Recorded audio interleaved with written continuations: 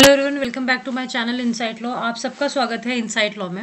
आज हम एक नई एक्ट स्टार्ट करने वाले हैं हिंदू लॉ की, that is Hindu minority and guardianship act. देखिए, एग्जाम पॉइंट ऑफ व्यू से काफ़ी इंपॉर्टेंट है, चाहे वो आपके यूनिवर्सिटी के एग्जाम्स हैं या वॉट एवर एग्जाम्स, आप जो भी लॉ से रिलेटेड एग्जाम आप दे रहे हो, आप सब जानते हो कि भाई हिंदू लॉ या कोई भी फैमिली लॉ है, आपका मुस्लिम लॉ है चाहे हिंदू लॉ है, दोनों ही एग्जाम पॉइंट ऑफ व्यू से काफ़ी इंपॉर्टेंट होते हैं एंड क्वेश्चन इन पे आते ही आते हैं, मैंडेटरी क्वेश्चन बनते हैं इनसे।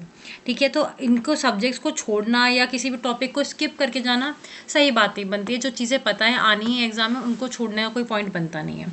तो आज हम इस एक्ट का इंट्रोडक्शन देखेंगे, ये देखेंगे नेचुरल गार्जियंस कौन होते हैं and powers of natural guardian, section 8 तक बात करेंगे। उसके बाद में जो टेस्टामेंट्री गार्जियंस या अदर टाइप ऑफ गार्जियंस है वो हम नेक्स्ट वीडियो में देखेंगे।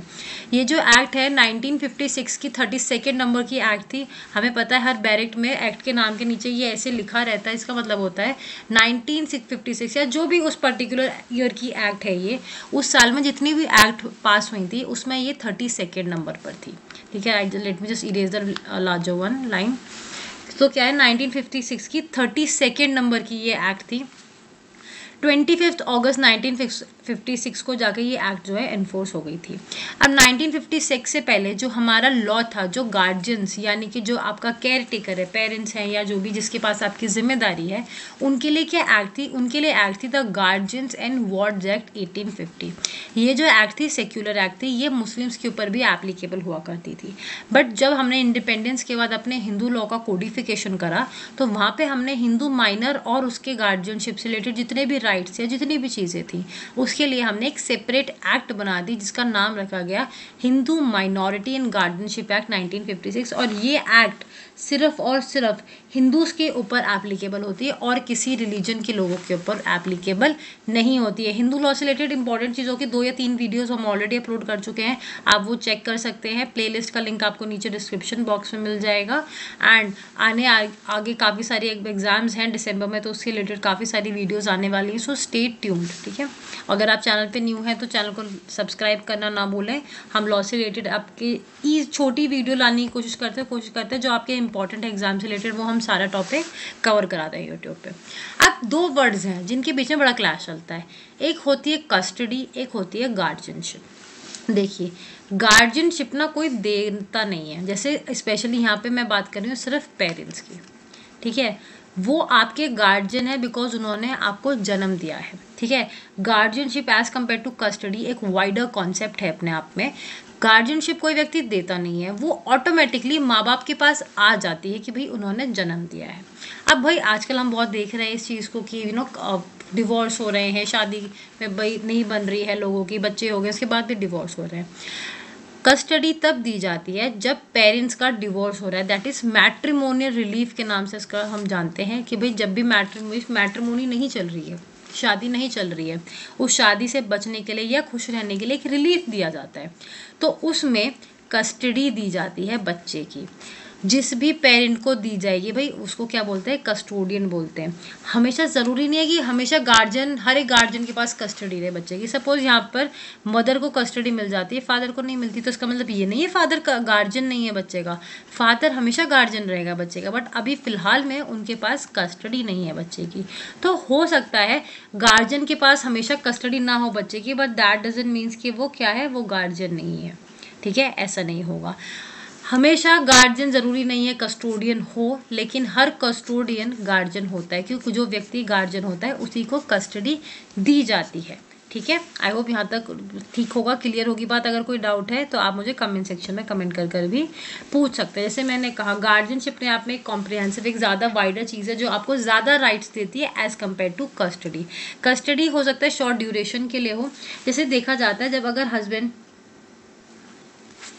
अब जैसे हस्बैंड और वाइफ के बीच में किसी बात को डिस्प्यूट चल रहा है एंड उनका डिवोर्स होता है। अब वहाँ पर बच्चे की एज है 2 ईयर्स।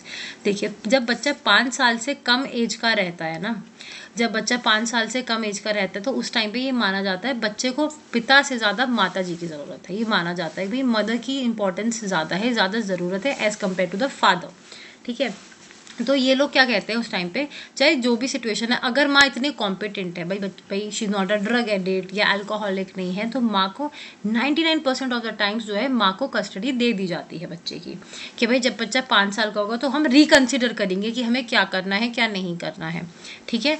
तो जब बच्चा 5 साल का हो जाता है तो फादर दोबारा से क्लेम कर सकता है, यानी कि हो सकता है कस्टडी छोटे टाइम पीरियड के लिए हो, कुछ सालों के लिए रही हो, लेकिन जो गार्जियनशिप है वो अपने आप में परमानेंट होती है।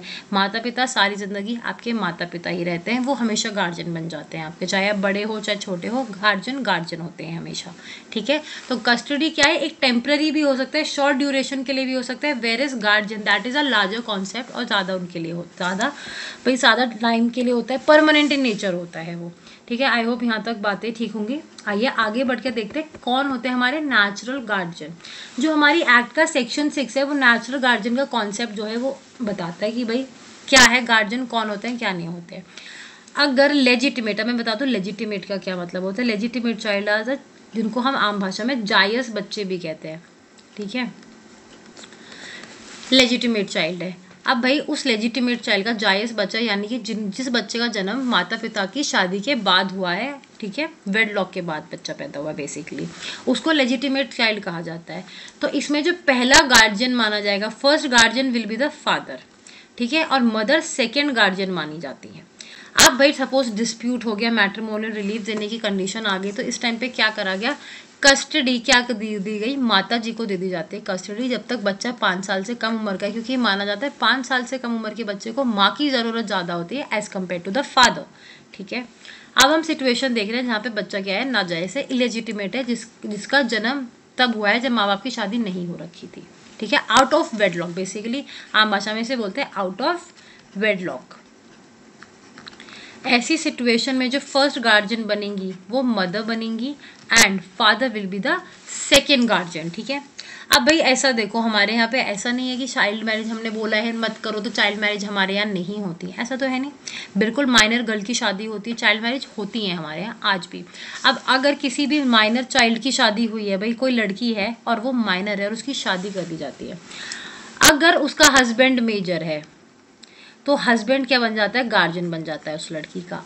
अगर हस्बैंड भी माइनर ही है, दोनों का बाल विवाह ही हो रहा है, तो ऐसी सिचुएशन में लड़की के जो माता या फादर है जो भी उस टाइम पे हैं प्रेजेंट, वो उस लड़की के गार्जियन बन जाते हैं। दोबारा देखते हैं, लेजिटिमेट चाइल्ड में फादर फर्स्ट गार्जियन होते हैं, मदर सेकेंड गार्जियन होती हैं, ठीक है। इलेजिटिमेट चाइल्ड की सिचुएशन में मदर क्या होती है, मदर फर्स्ट गार्जियन बनती हैं और फादर सेकेंड गार्जियन बनते हैं। और अगर लड़की माइनर है एंड मैरिड है, तो अगर हस्बैंड मेजर है तो हस्बैंड जो है गार्जियन बन जाते हैं। अगर हस्बैंड मेजर नहीं है तो ऐसी सिचुएशन में लड़की के जो माता पिता हैं वो गार्जियन बन जाते हैं। अब बात आई सेक्शन 7 की, जिसमें ये कहा गया कि भाई सपोज कि बच्चा एडॉप्टेड है। अगर बच्चा एडॉप्टेड है तो वो भाई आपने बच्चा अडॉप्ट कर लिया ना, उसके बाद वो आपका नेचुरल चाइल्ड बन जाता है। तो एडॉप्शन के बाद father becomes the first guardian और मदर जो है उनकी सेकेंड गार्जियन बन जाती है। आई होप यहाँ तक क्लियर होगा, कोई डाउट नहीं होगा किसी को। आप कैसे किसी की गार्जियनशिप को डिस्क्वालीफाई कर सकते हैं, अगर किसी व्यक्ति ने अपना धर्म परिवर्तन कर लिया, यानी कि अब उसने क्या है, अब वो हिंदू नहीं है, he has ceased to be a Hindu, ठीक है। धर्म परिवर्तन या इसको हम बोलते हैं कन्वर्ट कर लिया है अपने आप को हिंदू में से किसी और रिलीजन के अंदर, मे बी क्रिश्चियन हो सकते हैं या फिर मुस्लिम हो सकते हैं। उन्होंने क्या कर रखा है, दुनिया को रिनाउंस कर दिया, यानी कि वो क्या ब्रह्मचारी सन्यासी बन गए, वानप्रस्थ चले गए और यज्ञ वगैरह करेंगे और दुनियादारी त्याग दी है बेसिकली, ठीक है। दुनिया त्याग कर अब वो सन्यासी बनने चले गए हैं। ऐसी सिचुएशन में जो है नेचुरल गार्जियन का डिस्क्वालिफिकेशन हो जाता है, उनकी पावर्स खत्म हो जाती है। तो दिस वाज सेक्शन 6, सेक्शन 7। अब हम बात करेंगे सेक्शन 8 की, जो कि आज की क्लास का लास्ट टॉपिक है हमारा, पावर्स ऑफ नेचुरल गार्जियन। जब कोई व्यक्ति नेचुरल गार्जियन बनता है तो उनको क्या क्या पावर दी जाती है। देखिए, पहली बात तो माइनर की जिंदगी में जो भी डिसीजंस लिए जाएंगे वो हमेशा सारे के सारे डिसीजन नेचुरल गार्जियंस ही लेते हैं। आपके आप कौन से स्कूल में जाएंगे, कहाँ पढ़ेंगे, कैसे पढ़ेंगे, क्या पढ़ेंगे, सब गार्जियंस लेते हैं डिसीजंस। तो उनके पास पूरे राइट होते हैं बच्चे के बेनिफिट के लिए सारे डिसीजन लेने के लिए। सोल रीजन बिहाइंड कोई भी डिसीजन लेने का should be the benefit of the child, बच्चे का बेनिफिट होना चाहिए। आप सोचो बच्चे के नाम पे कोई प्रॉपर्टी आती है तो गार्जियन बच्चे की प्रॉपर्टी को लीज पर दे सकते हैं ताकि जो लीज से पैसा आएगा उससे वो बच्चे की अपब्रिंगिंग में लगा सके। लेकिन जब प्रॉपर्टी लीज पर दी जाएगी तो वो मैक्सिमम 5 ईयर्स के लिए दी जाएगी और उससे ज़्यादा के लिए नहीं दी जा सकती है। कोई भी गार्जियन बच्चे की प्रॉपर्टी को सेल नहीं कर सकता, एक्सचेंज नहीं दे कर सकता है और ना ही गिफ्ट में दे सकता है।